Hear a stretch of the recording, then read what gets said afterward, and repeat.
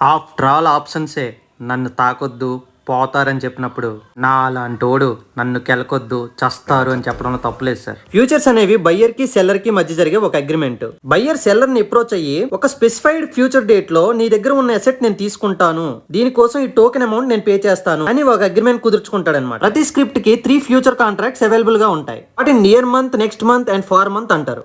ప్రతి కాంట్రాక్ట్ ఆ month last Thursday expire అవుతుంది. స్టాక్స్ లా కాకుండా ఫ్యూచర్స్ ని లాట్స్ లో కొనాలి. Infosys lot size is 400. Futures main advantage is leverage. Actual గా ఒక ఫ్యూచర్ వాల్యూ వచ్చి 7.5 lakh అవుతుంది, కానీ మన దగ్గర 1.3 lakh తీసుకుంటున్నారు. అదే అమౌంట్ కి క్యాష్ మార్కెట్ లో అయితే 70 స్టాక్ మాత్రమే కొనగలం. Another advantage is short selling. ఏదైనా నెగిటివ్ న్యూస్ వల్ల మార్కెట్ ఫాలో అవుద్ది అనుకున్నప్పుడు మన పోర్ట్ఫోలియోని కాపాడుకోవడానికి ఫ్యూచర్ ని షార్ట్ చేసుకోవచ్చు. సరే, ఫర్ ఎగ్జాంపుల్ ఇన్ఫోసిస్ ఒక లాట్ బై చేసాం అనుకోండి. ఫర్ ఆ పార్ట్ ఎంకన్న స్వామి నీకు కరుణించి ఒక 10% మూవ్ అయింది అనుకోండి, మనకు వచ్చే ప్రాఫిట్ ఎంతో తెలుసా?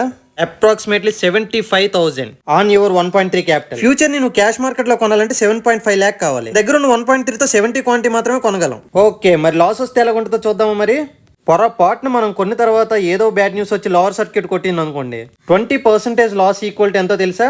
1,49,000. నువ్వు పెట్టిన క్యాపిటల్ 1.3 lakh. అంటే ఇమీడియట్ గా నీ బ్రోకర్ నీ పొజిషన్ స్క్వేర్ ఆఫ్ చేసేస్తాడు అనమాట. అలా జరగకుండా ఉండాలంటే నీ అకౌంట్ లో నువ్వు ఫండ్స్ మెయింటైన్ చేస్తూ ఉండాలి. Everyday M to M settlement అవుతుంది. ప్రాఫిట్ ఉన్నా నీ అకౌంట్ కి యాడ్ అవుతుంది, లాస్ ఉన్నా నీ అకౌంట్ నుంచి తీసుకుంటాడు బ్రోకర్.